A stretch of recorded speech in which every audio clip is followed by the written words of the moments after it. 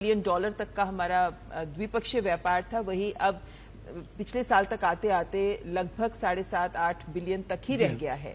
तो ये एक बड़ा मुद्दा आपको लगता है असंतुलन का भी रहेगा। तो ऐसे में कुछ और क्षेत्र भी तो होंगे जिनमें संभावनाएं तलाशनी होगी कि कुछ और क्या ऐसे सामान हैं जिनका आयात भारत कर सकता है, या और कौन से ऐसे क्षेत्र हैं जहां मिलकर हम इस असंतुलन को साधने में नाइजीरिया को मदद कर सकें।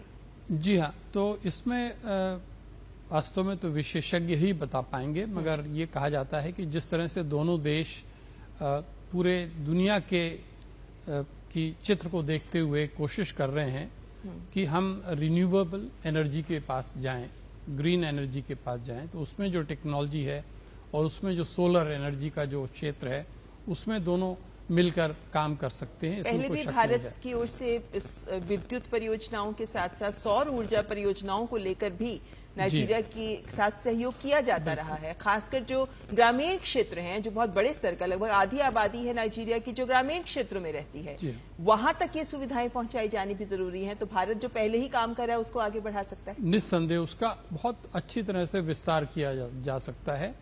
और दूसरी बात यह है कि जो हमारी मैन्युफैक्चर्ड गुड्स हैं, चाहे वो हमारे 2 व्हीलर्स हों या हमारी कार्स हों या हमारे इस समय मोबाइल टेलीफोन्स हों, जो नई चीजें आ रही हैं, उन सबको यदि हम बढ़ा के उसका एक्सपेंशन कर सकें, मगर ये कोई मैं राजनीतिक तरीके से नहीं कहना चाहूंगा, इसको मैं फिर से यही दोहराऊंगा कि ये जो हमारे एक्सपर्ट्स हैं बिजनेस और इंडस्ट्री में, और जो यहाँ उनके सारे हेडक्वार्टर्स दिल्ली में ही मौजूद हैं, तो उनके विचार विमर्श के साथ एक व्यावहारिक रूप से एक प्रैक्टिकल एक्शन प्लान बनाया जाए और उसमें यह तय किया जाए कि अगले 3 सालों में हमें बहुत प्रभावशाली तरह से अपने एक्सपोर्ट्स को बढ़ाना है। वो संभव है और मैं समझता हूं कि अगर सरकार की तरफ से अगर एकदम स्पष्ट रूप से संकेत मिलेगा तो हमारे जो अधिकारीगण हैं और जो हमारे दूसरे लोग हैं वो इसके ऊपर पूरा ध्यान देंगे।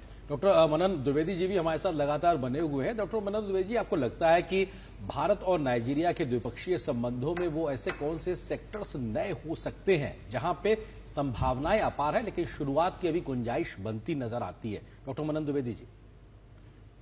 हाँ जी, मैं आपको दोनों ही देशों के जो प्रतिनिधि गए हैं वहां पे मुलाकात हुई और तमाम विस्तार से बात हुई। हमें दिखाई पड़ रहा है इस तस्वीर में भारत की ओर से विदेश मंत्री डॉक्टर एस जयशंकर, इसके अलावा राष्ट्रीय सुरक्षा सलाहकार अजीत डोभाल जी भी नजर आ रहे हैं। तमाम अन्य विदेश मंत्रालय के वरिष्ठ अधिकारियों के साथ साथ तमाम जो प्रतिनिधिमंडल भारत की ओर से वहां पहुंचा हुआ वो इस बातचीत में मौजूद है। तो वहीं राष्ट्रपति टिनुबू की ओर से नाइजीरिया का पूरा प्रतिनिधिमंडल मौजूद है और इस सार्थक बातचीत के बाद क्या निकलेगा ये समझौता ज्ञापन के माध्यम से हमको पता लगेगा। बिल्कुल, तो शिष्टमंडल स्तर की वार्ता के दृश्य जो हम आप तक पहुंचा रहे हैं अबुजा नाइजीरिया से, और ये वार्ता के समय जो बातचीत होती है वो एक आधार भी तैयार करती है कि जो एमओयूज पर साइन होने जा रहे हैं उनको किस तरीके से आगे भी बढ़ाया जा सकता है।